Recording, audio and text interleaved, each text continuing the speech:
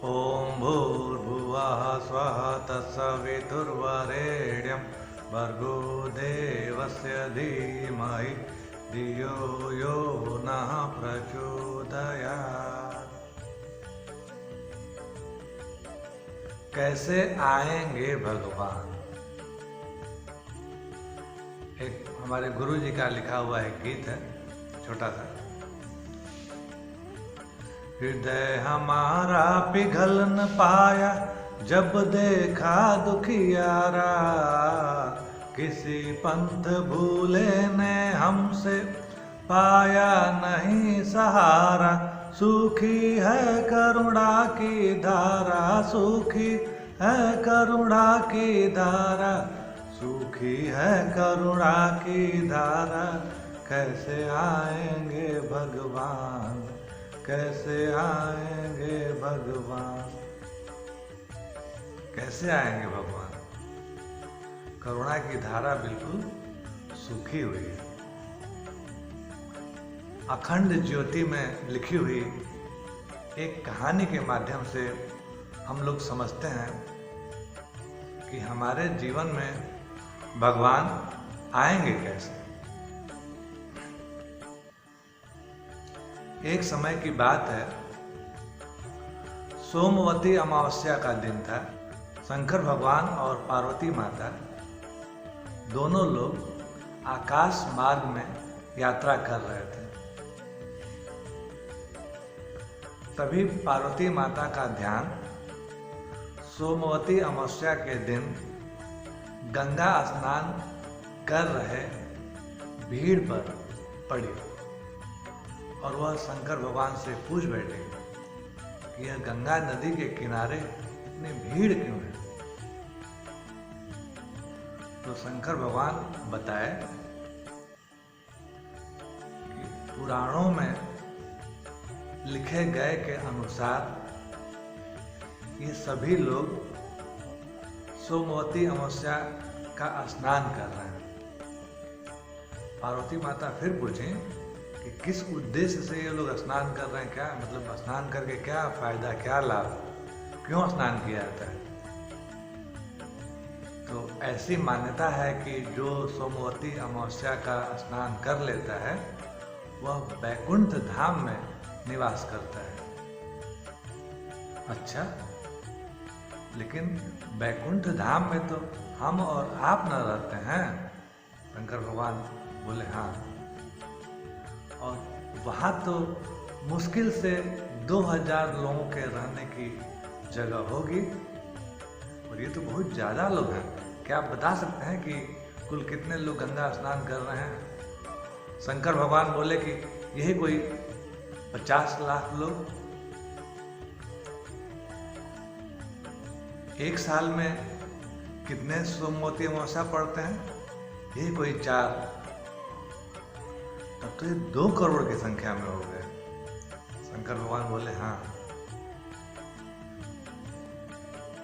और अगर 10 साल लगातार लोग स्नान करेंगे ऐसे अमावस्या के दिन तो ये तो 20 करोड़ हो जाएंगे।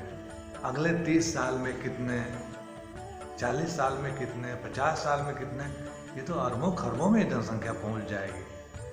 और इतने लोग तो बैकुंठ धाम में नहीं रह सकते।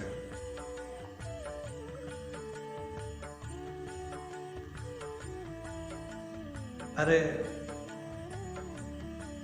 पार्वती जी, ये सारे लोग कोई स्नान करने थोड़े आए, ये तो मौज मस्ती करने आए हैं, पर्यटन करने आए हैं, मेला ठेला देखने आए हैं, कुछ खरीदारी करने आए हैं, कुछ एंजॉय करने आए हैं।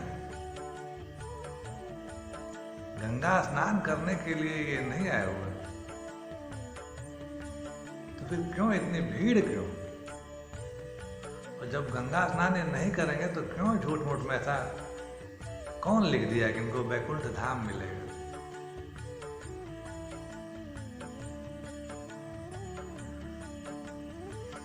पार्वती माता को चक्कर समझ में नहीं आ रहा था कि चक्कर क्या है। पार्वती माता को लग रहा था कि सारे लोग बैकुंठ धाम में कैसे चले जाएंगे। शंकर भगवान बोले कि चलिए आपको दिखाते हैं। ये सारे लोग दिख भर रहे हैं कि गंगा स्नान करने आ रहे हैं, ये गंगा स्नान करेंगे वरेंगे नहीं। और चलिए देखते हैं कौन पात्र है। तो पार्वती माता और शंकर भगवान दोनों लोग धरती पर आ गए और उस रास्ते पर जिधर से लोग गुजर रहे थे गंगा स्नान के लिए, अपना रूप बदल करके, भेष बदल करके और उसी रास्ते पर बैठ गए। पार्वती माता खूब खूबसूरत, सुंदर, ब्यूटीफुल स्त्री का रूप ले ली और शंकर भगवान वृद्ध कोढ़ी का रूप ले लिए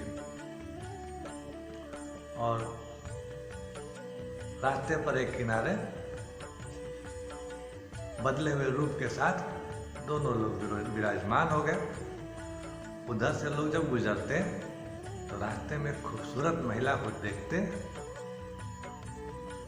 और उसके साथ में एक वृद्ध कोढ़ी पुरुष देखते, भद्दे भद्दे कमेंट पास करते, व्यंगों के बाढ़ चलाते, तीर चलाते। कौन है ये?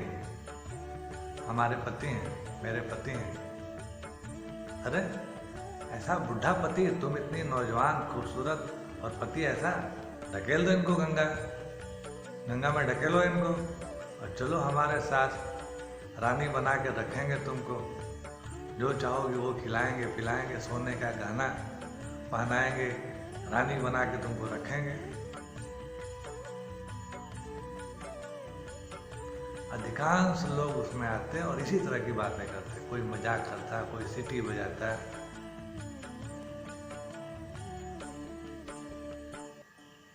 पार्वती माता एकदम शर्मिंदा होते जा रही थी। तो शंकर भगवान से बोले, स्वर्ग में कितने ठाठ होते हैं, सारे देवता लोग हमें माता माता कह के पुकारते हैं और यहाँ पे इंसान इतने गंदे, और ये लोग बैकुंठ जाने की तैयारी कर रहे हैं। अरे नहीं पार्वती जी, ये बैकुंठ के काबिल ही नहीं है, तो आखिर बैकुंठ में जाएगा कौन? आप चिंता मत करिए, देखते रहिए। उसी में एक व्यक्ति गुजरा, वह भी गंगा के निर्मल जल की भांति, उसका भी अंतःकरण बिल्कुल निर्मल था, पवित्र था। बाकी लोगों की तरह उसका भी निगाह उस खूबसूरत नौजवान युवती पर पड़ा और उसके पास जो वृद्ध थे कोढ़ी, उनके ऊपर भी निगाह पड़ा। वह युवक रुक करके और पूछा उस महिला से, यह कौन है? तो वह महिला बोली कि यह हमारे पति हैं, हम इनको बड़े दूर से अपने कंधे पर लाद करके सोमवती अमावस्या के दिन स्नान करवाने के लिए ला रहे हैं और हम थक गए हैं, इसलिए हम सड़क के किनारे बैठ करके विश्राम कर रहे हैं। थोड़ा आराम कर लेंगे तो फिर से इनको लेके चलने का प्रयास हम करेंगे। वह नौजवान बोला, आप परेशान मत होइए, चिंतित मत होइए, अब हम आ गए हैं, आप लोग थके हुए हैं। वह नौजवान युवक अपने साथ अपने लिए सत्तू रखा हुआ था, अपने गमछे में ही सान करके और उसका 3 हिस्सा बनाया। एक हिस्सा उस महिला को दिया, एक हिस्सा उस वृद्ध कोढ़ी पुरुष को दिया और एक हिस्सा अपने लिया। सारे लोग खा पी लिए। वृद्ध पुरुष की कोढ़ में से जगह जगह से मवाद टपक रहे थे। वो अपने गमछे से मवाद को साफ किया, अपने गमछे को फाड़ फाड़ करके विभिन्न अंगों पर बांधा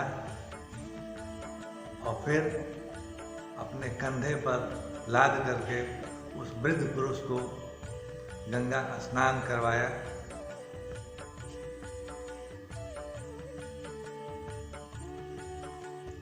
और माता आप भी सावधानी से आइए, पीछे पीछे आइए, आप भी स्नान कर लीजिए।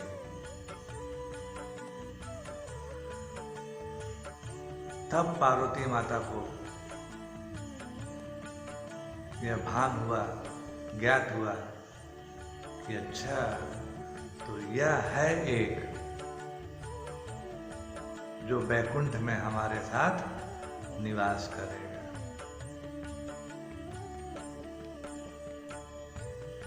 तो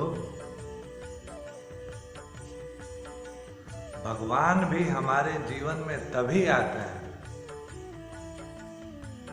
जब हमारे भीतर करुणा हो। यदि आप साधक हैं, साधना कर रहे हैं, पूजा कर रहे हैं, मंत्र जप कर रहे हैं, त्राटक कर रहे हैं और सब कुछ करने के बाद भी करुणा नहीं है आपके अंदर, दया नहीं है आपके अंदर, परोपकार नहीं है आपके अंदर, तो सब व्यर्थ है, परमात्मा मिलने वाले आपको नहीं है। और आप कोई साधना नहीं कर रहे हैं, कोई पूजा पाठ नहीं कर रहे हैं, कोई मंत्र जप नहीं कर रहे हैं, लेकिन यदि आपके अंदर करुणा है, परमात्मा दौड़े चले आएंगे, खींचे चले आएंगे। तो आइए हम सब अपने जीवन में करुणा को धारण करें और अपने अगल बगल कोई भी कष्ट में दिखाई दे, पीड़ित दिखाई दे, असहाय दिखाई दे, कमजोर दिखाई दे, और यदि उसे हमारे सहयोग की जरूरत हो तो ऐसी परिस्थितियों में हम उसका साथ दें। क्या पता ईश्वरीय चेतना उसके अंदर हो जो हमारी परीक्षा ले रही हो। बहुत बहुत धन्यवाद।